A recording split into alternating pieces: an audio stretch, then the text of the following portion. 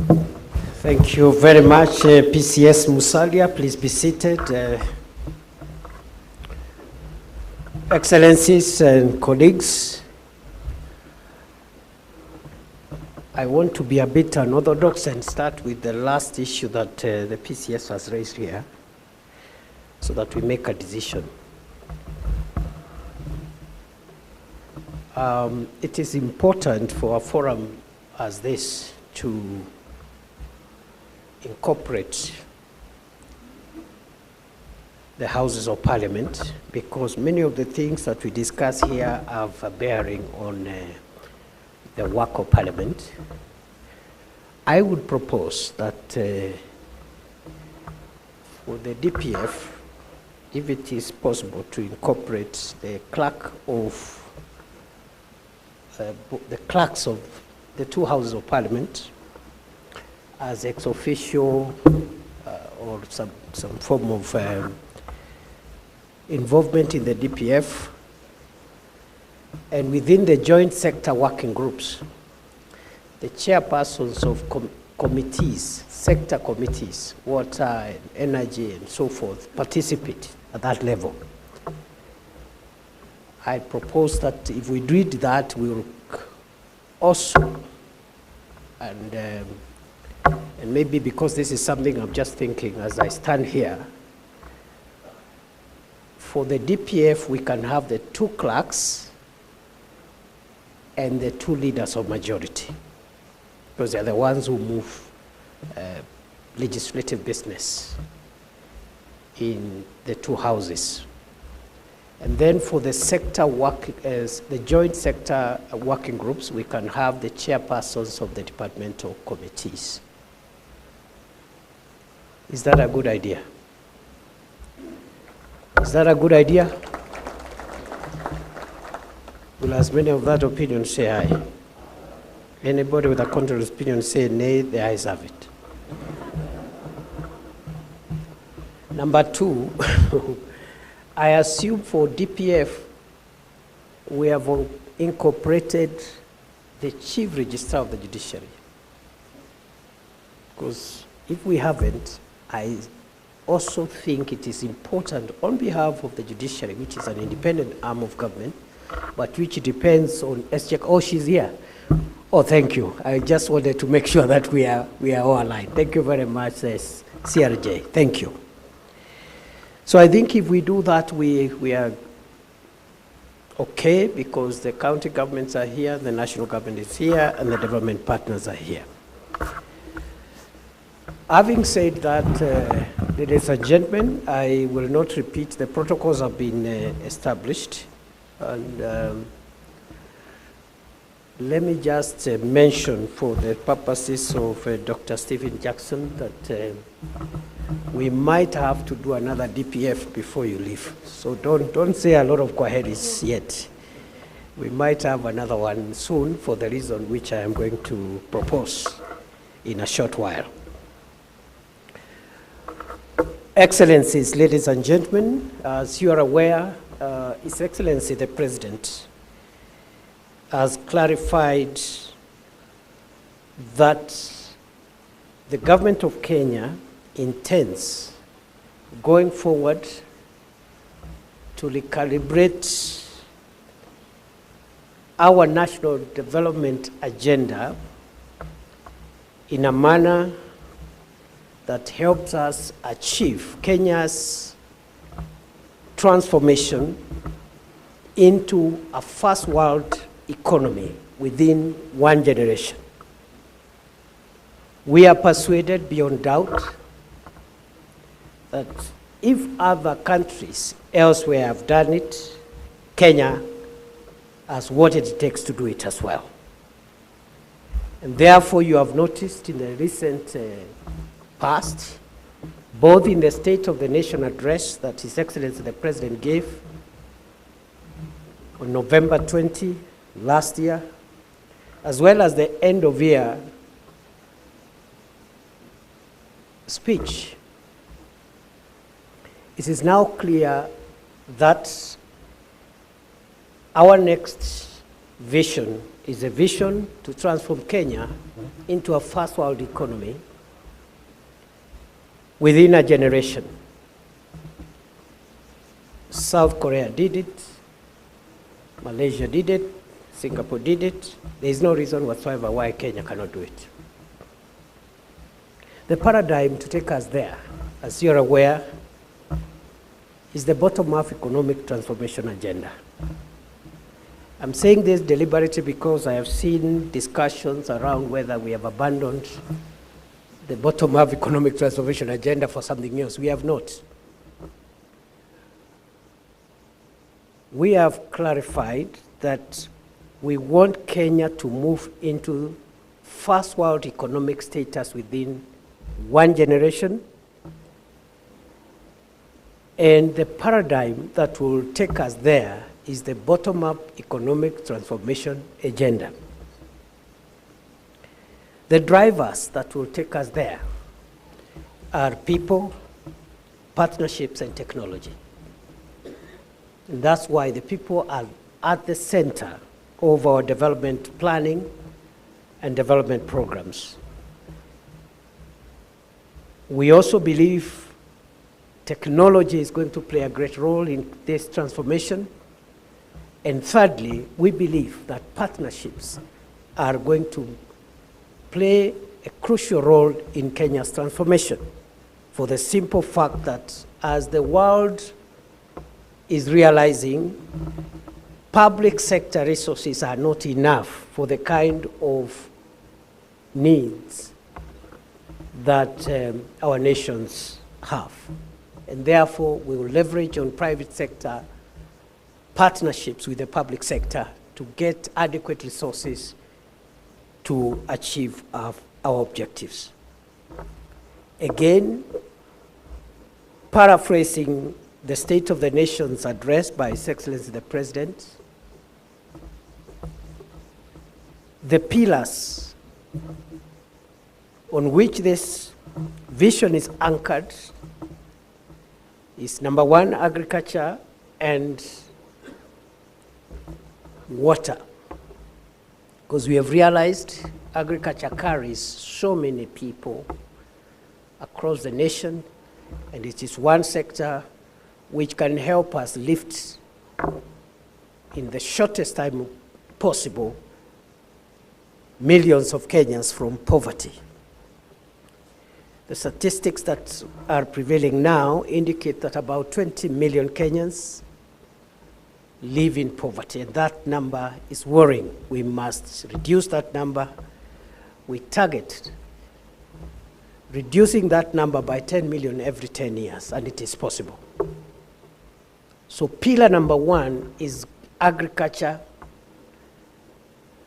and for us to be able to use agriculture as a tool for transforming our economy and lifting our people from poverty and creating jobs, we must move from depending on precipitation to feed the people of Kenya and to create jobs using agriculture. We are aware that there are countries which do not receive any precipitation, and you will not hear the kind of things that we discuss here every so often about drought and famine. Therefore, water harvesting is important. That is why we are embarking on a serious water harvesting and storage program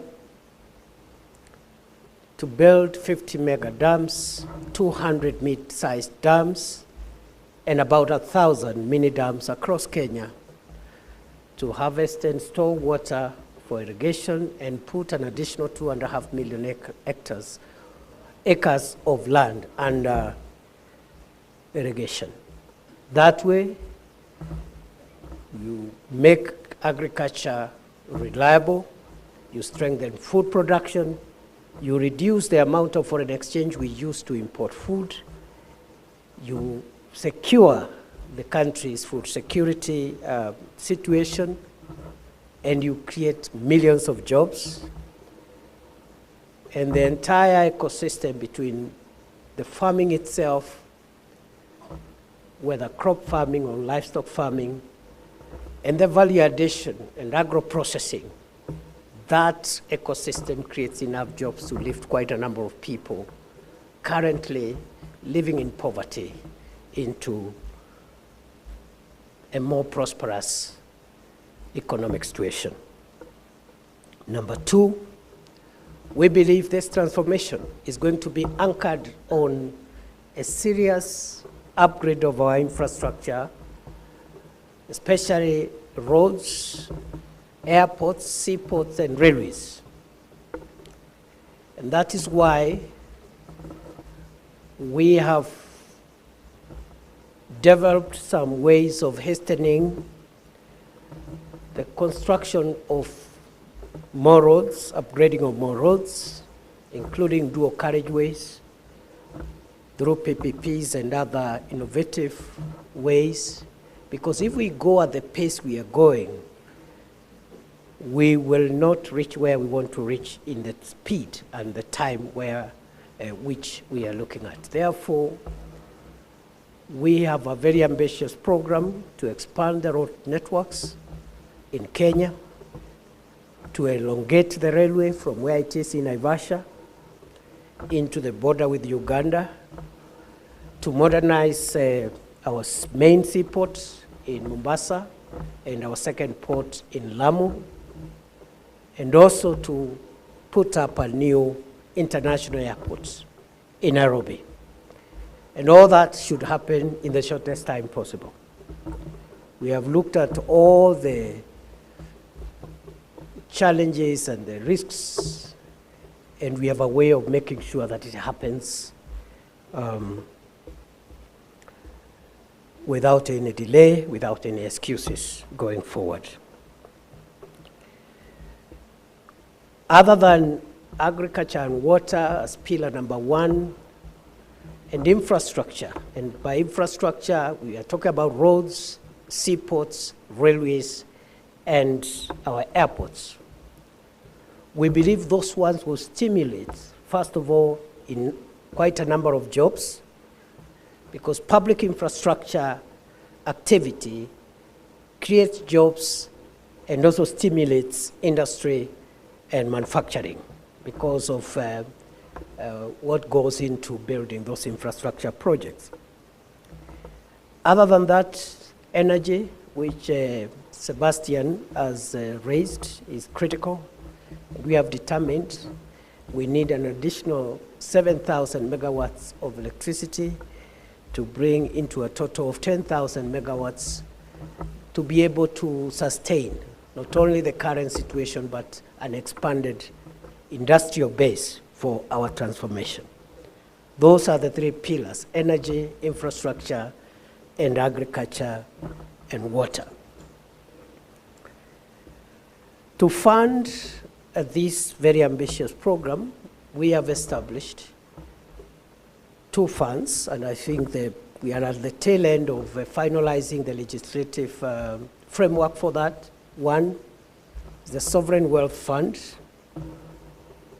where money obtained from our extractive industry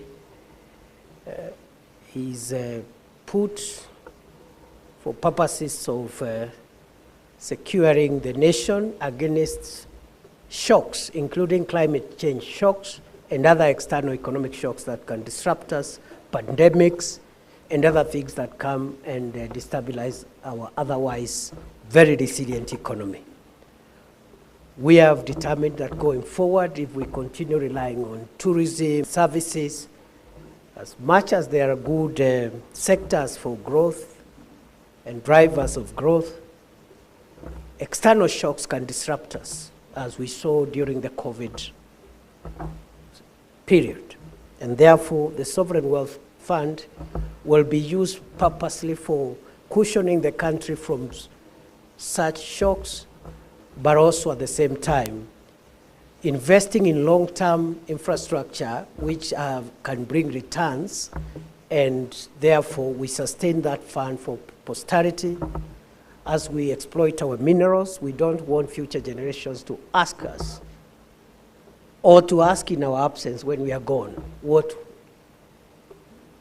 the money and the proceeds that we got from our minerals and oil was used to do.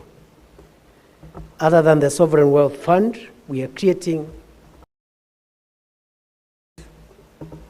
where we want to raise resources, mainly through capital markets, privatization,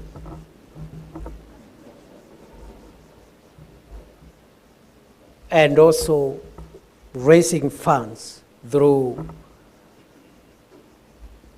public-private partnerships. So we believe the National Infrastructure Fund and the Sovereign Wealth to do what we want to do. Of course, we'll continue developing, depending on development partners for overseas development assistance, but we are prepared in the meantime to raise enough resources locally to be able to meet our development imperatives. Therefore, it's also important for me to say that we have also thought through about the enablers for this transformation. As we look at putting up new infrastructure, generating more energy, as we look also at transforming our agricultural sector and creating jobs and value addition and manufacturing, we are also looking at the software that will drive this transformation. And we have determined national security is going to be one of those drivers. Unless we have a predictable stability, long-term stability in the country, what we aspire to do, including the infrastructure we are putting in place, can be destroyed because of lawlessness, disorder, unrest. And therefore, our national security becomes one, if not the first enabler, which we must make sure that we support our security agencies to make sure our country remains stable and safe in the long term. And that's why we are investing in the police modernization program, carrying out reforms in terms of career progression and other areas in our security, police and other security agencies. Other than security, we believe that the second enabler for this transformation is going to be working on promoting national values, integrity being at the center of those national values, and therefore the fight against corruption, theft of public funds, and all the negative things that our Constitution frowns upon in Article 10 are important enablers for this transformation. We want to promote, through our various interventions, including using the education system going forward, a society that is based on integrity, patriotism, and also respect for the rule of law, justice, equality, national unity, and so on and so on. Because unless we instill these values in ourselves and in our younger generations, this transformation will falter. So enabler number one is security. Enabler number two is national values. And the fight against corruption is at the center of that enabler. Lastly, the last enabler is on human capital development. And that's why we are investing in fine-tuning our education system so that it can generate employable young people, entrepreneurs, and other people who can fit into ever-changing world where technology, research is the driver for transformation. And therefore, we want to ensure that we have the human capital that will help us achieve the transformation we are looking at. Within this generation, we have increased the money for research from 0.8% to 2% of GDP to make sure that we put our money where our mouth is. And we are also very keen on creating jobs, because this human capital we are talking about, we must find them jobs, we must find them opportunities in business so that they can help us drive the transformation of our country. I have taken a bit of time to provide that background so that as we continue with our DPF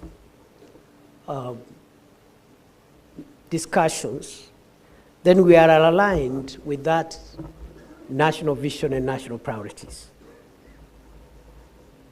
Therefore, today's DPF has two things I expect us to make progress on. Number one, we have been discussing about making the joint sector working groups more effective. I know there has been some work to revise the terms of reference for the joint sector working groups. As I sit here, I would like to hear where we are on that one. If we are not making good progress, we make decisions on what else we need to do to strengthen the outputs and efficiency of the joint sector working groups. If there are some that are not active, they must be active with immediate effect. We don't have more time now for talk. And we must just see what is it that we need to do and move forward. And that's why I was saying, depending on what we hear, where we are on the joint sector working group, we may need to schedule another DPF in the next 30 days, if that will help us move that issue forward. We also have taken almost a year also discussing the second aspect of our mandate here as DPF, which is the revising or reviewing the current portfolio of overseas development assistance. And a decision of cabinet was taken, which I have been implementing on behalf of the president, which is to review all existing development partner programs and projects and aligning them to the priorities of the bottom-up economic transformation agenda and the development priorities of the Republic of Kenya. A lot of work has been done jointly between the development partners and the government of Kenya, and I think we have a very, very good report. It was presented here in the last DPF, and we said a few things need to be done. I hope they've been done now. I know there have been changes in my office. We have a new chief of staff. If that report is not here today, then we must make a decision, because we must dispose of that report in the next 30 days, even if it means holding another DPF meeting. There are certain programs and projects ongoing that are perfectly sitting very well with the aspirations, the development aspirations of the government of Kenya and the people of Kenya under the bottom-up economic transformation agenda. Many of them. We need to look at them and commend our development partners so that they can know that those programs are not just programs generated for the purposes of spending ODA funds, but they are programs and projects that are responding to the priorities of the people and government of Kenya. I'll just give one example. We've just been going around the country with His Excellency the President on the program on the national youth opportunities towards transformation.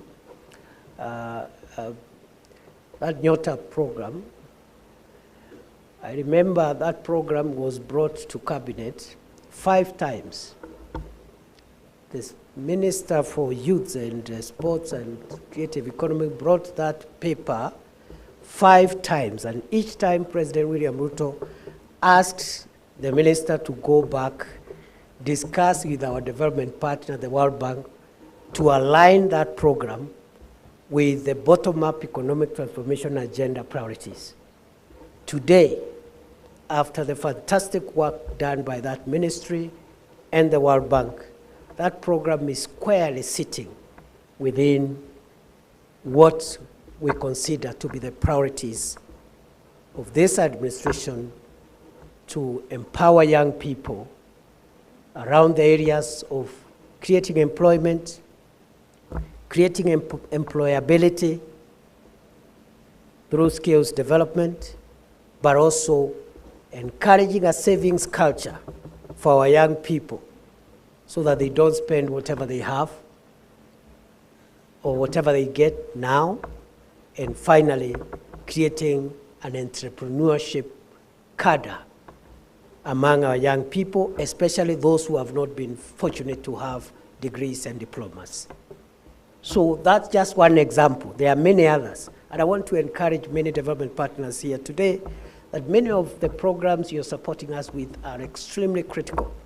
I can mention many others in the energy sector. The German government has been very supportive. By way of example, we have other projects with the EU and many other development partners that I will not mention because of time limits here.